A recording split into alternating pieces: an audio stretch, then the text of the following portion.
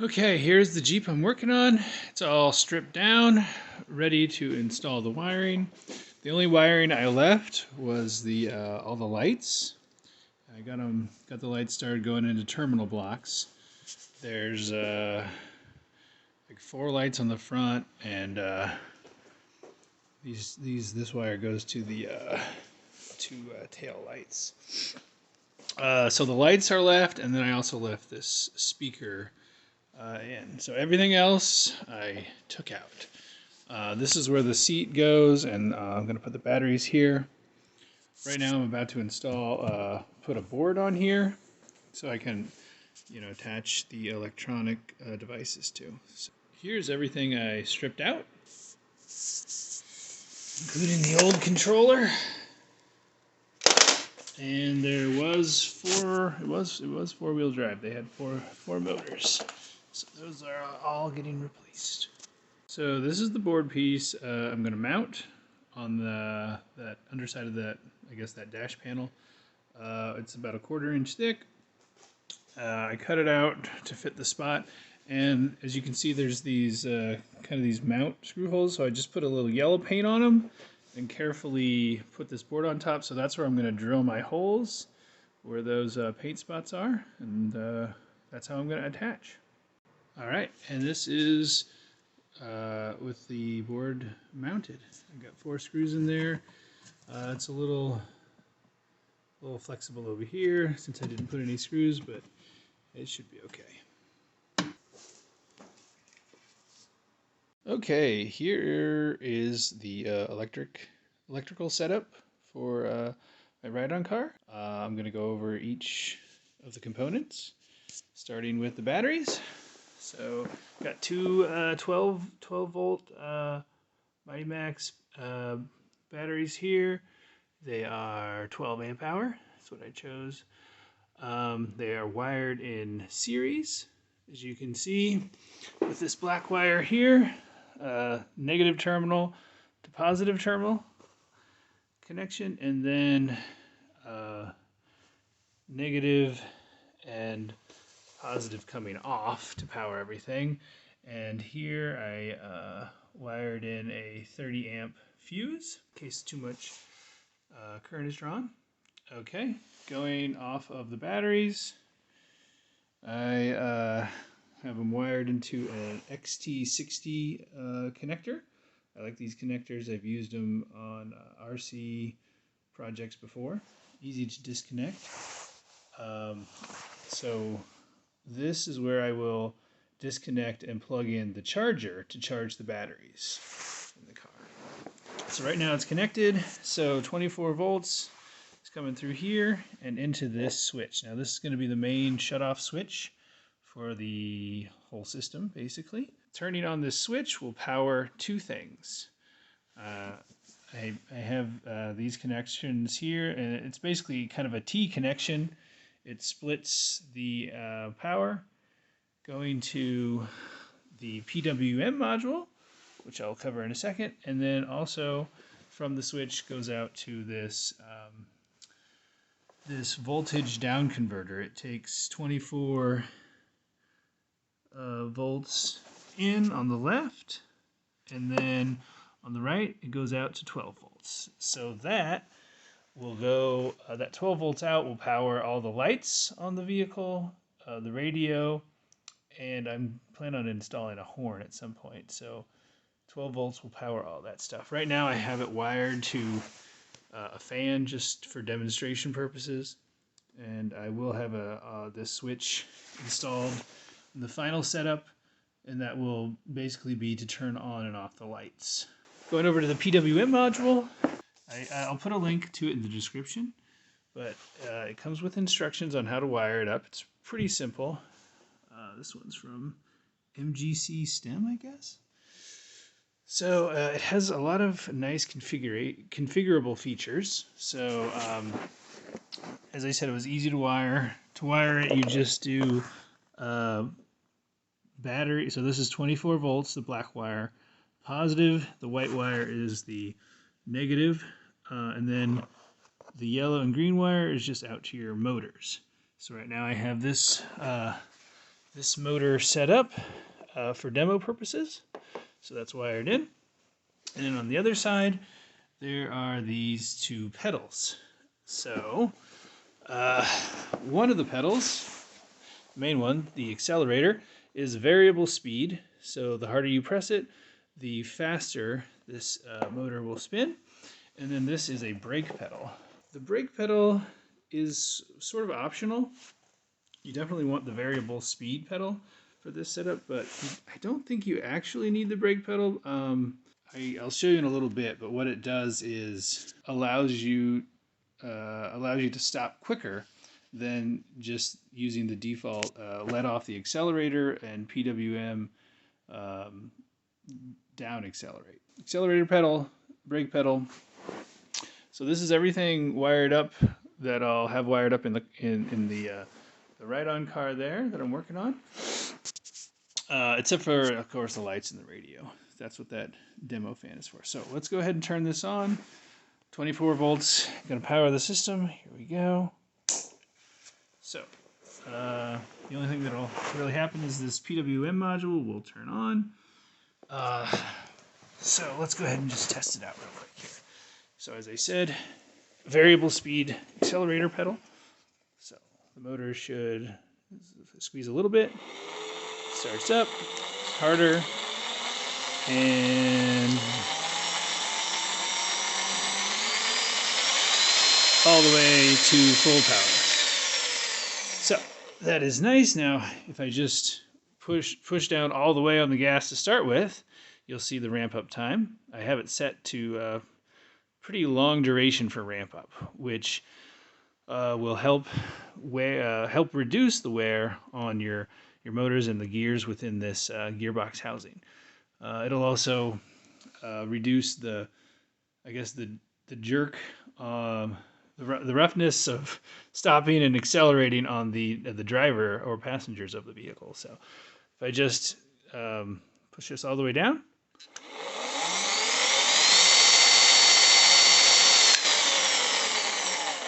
So yeah, you can tell there's quite a long ramp up of the motor, and also when I let off, there's a ramp down period. So that's going to help preserve the life of your gearboxes and motors. So as I said, this PWM module is configurable. There's two main things that you can configure, and you can change what you configure based on this switch.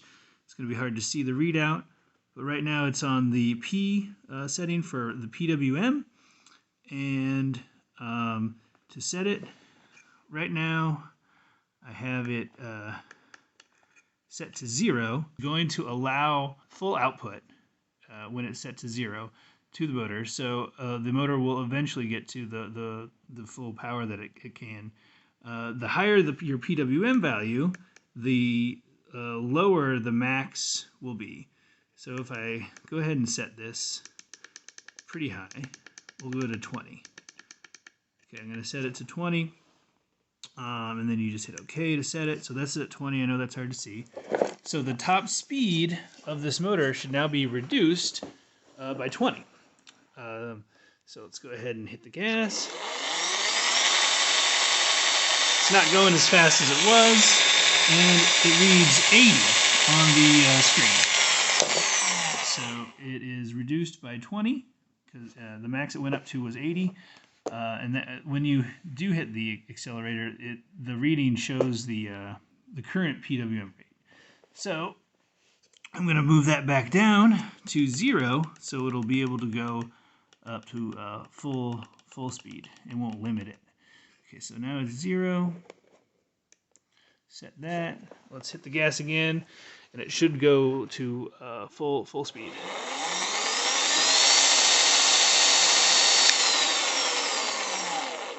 There you go.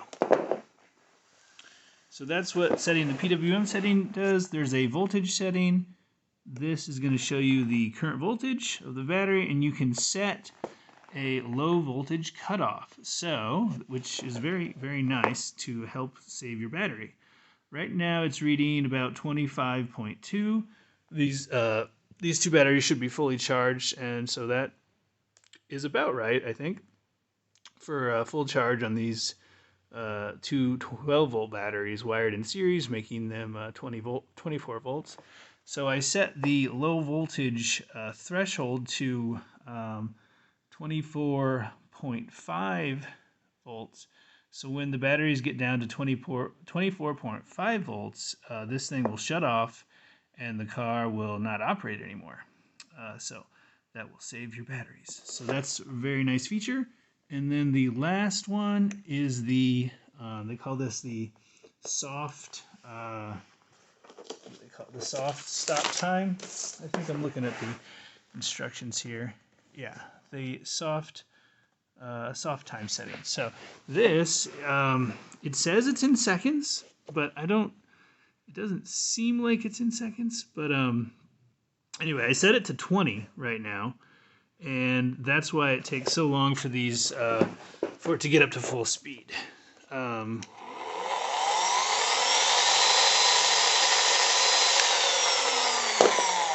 And also slow down to stop.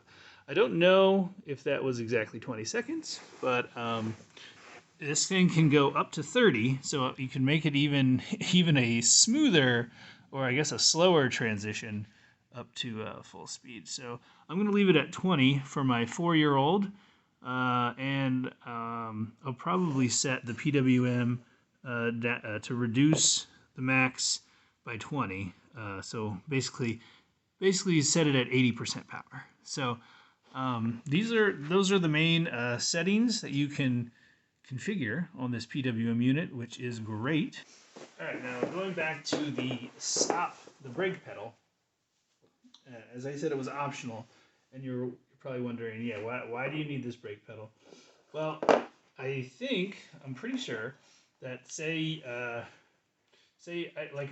have my soft stop time set to 20, so it's gonna ramp down. It's gonna slowly slow the motors until it stops. So it's gonna take some time to stop. But with the brake pedal, if you hit it, it'll basically stop the motors and the car quicker. So let's go ahead and demo the brake pedal. I got the variable speed pedal in my left hand here, and this is the brake pedal. All right, so I'm going to bring it up to full speed and then hit the brake and show you what happens here. Okay.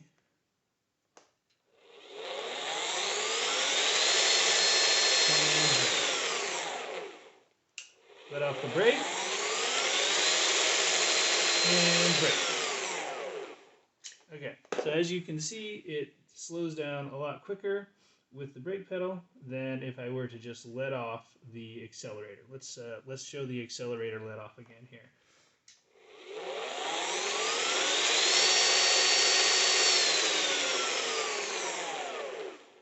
There we go. Yeah, it's quite a bit longer based on my PWM setting. Or sorry, my soft stop time setting. The time setting. It stops a lot quicker when using the brake pedal. So I think I will go ahead and install this. That way, if they're about ready to run into something, they can actually use the brake and stop in time. Hopefully, they'll learn to use it. So that is the brake pedal. Okay, real quick, just wanted to show you this voltage down converter, sometimes referred to as a buck converter. I got my my multimeter here. So let's go ahead and check out this voltage down converter. So if I measure the two terminals on the left, that should be the 24 volts. 24, so 25 volts there. Okay, and then the two on the right. Make sure I switch the polarity correctly. 12 volts out. Okay, so that's what that does. And then, like I said, that 12 volts goes to the radio, the lights, whatever else you want to power at the lower voltage. And here's the switch I wired. So if I flip this old PC fan I have spins. So there we go. That is the down converter. I did want to note that I used 12 gauge wire, which it might be overkill, but I had seen other people using 12 gauge wire for their setup, so I figured might as well. And I actually used 12 gauge wire from Romex, like house wiring that I had left over. It is a solid. It's a solid copper strand, so it's very rigid. It's a little. I guess it's a little harder to work with. Not very flexible, but it works. It works fine. So okay, one thing that I don't have, one more component that I don't have installed in this setup is the forward and stop and reverse switch with the six pins on the bottom. So I'm going to install that next. Show you how to install it. Okay, I have the forward, neutral, reverse switch wired in, and I didn't wire it with heat shrink, and I didn't actually use 12 gauge wire on this. This is just a demo setup. When I actually install it in the car, I'm gonna use heat shrink wrap and the 12 gauge wire for this part. But for demoing, let's go ahead and test it out. So I'm gonna turn on the main switch. Power to the PWM. It lit up. Now let's test neutral. So in the middle, it should do nothing when I hit the gas or the accelerator. Okay, so nothing. All right. Now let's switch it up to forward. Gas.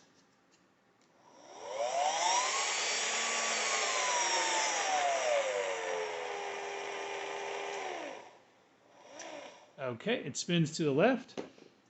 Now, we move it down to reverse. Should spin to the right. There we go. Spins to the right. So, that is working. I watched a YouTube video on the product site for the PWM. There was it was a customer review, but I think it was from the makers of this unit. They had a video on how to wire this in. It was pretty simple. I will post the link to that video in the description. And as far as how it's wired, instead of looking at this, I'll have my diagram here. But for reference of the diagram, I labeled the pins 1 through 6. And so just imagine the switch is facing you like this. So bottom left pin would be 1, top right pin would be 6 in this orientation. So here we go. For simplicity, I didn't include the main power in this diagram, just the power of the motors. So main would actually go into here, but I left that off. So you have your plus and minus. The nice thing about this whole setup for the motor and this forward reverse switch is that if you reverse the polarities, it's okay. The motor will just, basically, in the end, if the motor is going the opposite direction of what you want, you just switch wires 2 and 5, reverse the polarity, and the motor will spin the other way. So that's the nice thing about this. You don't have to really worry about the polarity for this setup. So if we follow the motor positive path, it's going to you're going to have a dual connection between pins 4 and 3 coming out of M plus. From M minus, from the PWM, you're going to go to pins 1 and 6. Okay, now to the motor, you're going to do pin 5 to M plus on the motor and pin 2 to M minus. Like I said, if it spins the wrong way when you, in the end, when when you have the motors installed and everything, just flip pins 2 and 5, and that should solve that issue. So that is how you wire up the forward and back. All right, I just wanted to show you what I did for the batteries. As I said, they're under the seats. I built a little, put some wood in so the batteries wouldn't move, so they're nice and secure. And then I have the same wiring, the positive to negative wire to make the batteries in series. And then I stapled the 30-volt fuse here, keep that nice and secure. And then I ran the wire underneath, and it comes up through here with the XT60 connector, which will either go to the battery charger or into the main power switch. Okay, here is the Jeep all put together, all wired up. Got the seat on, so the batteries are under the seat. I got the two pedals installed. Adding a hole for the brake pedal was a little difficult, but I got it in there. I used my reciprocating blade to cut the plastic. That worked pretty well. And the accelerator. And yeah, it's got all the other. It's got the stock radio. The stock horn works. There's the forward and reverse shifter, the power on switch, and the light switch. This button doesn't do anything right now, or it probably won't. Okay, so let's go ahead and look at in here where all the wiring is done. As you can see, I attached everything to the board that I installed.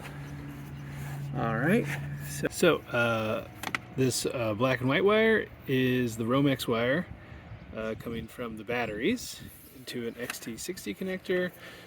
When this is connected, it powers the system. So from the batteries, it goes into this guy back here. This is a remote kill switch that goes on and off based on this little dongle. So if I press on, it flips that on and powers the system. Got this so I could stop it remotely if my four-year-old is about to hit somebody. So from there, the 24 volts goes out of that and into the main switch, the main on and off switch. So if I hit that, you hear the little power on engine sound. Okay, so from the main power switch, that goes into these, it's a little hard to see, these two relays down here, and power gets distributed off of, terminal blocks, I should call them. So power comes off of these two terminal blocks and goes into the 24 to 12 volt down converter, and also to the PWM module. So from the PWM module, that gets connected to the motors, or actually it goes through the switch and then to the motors, the forward and reverse switch, and then to the motors. So that was wired before, or explained earlier in this video. So and then from the 24 volts going into the down converter goes out of that. So 12 volts out into these terminal blocks down here, and from those terminal blocks it goes to the radio. So basically, as soon as the power on switch is flipped, that will power the radio, and then another set of lines runs to the light switch over here. So, and then from the light switch, that's connected to these terminal blocks down here, which go to all the lights. So when the light switch is pressed, those terminal blocks power all the lights. So let me just flip the light switch here. It's hard to see. Actually, can you see it at all? There. Okay. So yeah, that is how everything is wired. And I can still access the PWM settings based on how I laid everything out. Okay, I also wanted to show my charging setup. So I got this guy. It is a 12 and 24 volt charger that has a trickle charge feature, which is what you want. So I have this connected to via an XT60 connector to the batteries, the two 12-volt batteries that are wired in series. So I just plug that in, turn this on trickle charge, and it charges at around 2.2 amps. So nice and slow. As you can see now, they're full. I just finished charging them, and it knows that it's a 24-volt setup. So yeah, I got this. I'll post a link to this guy in the description. Works pretty well.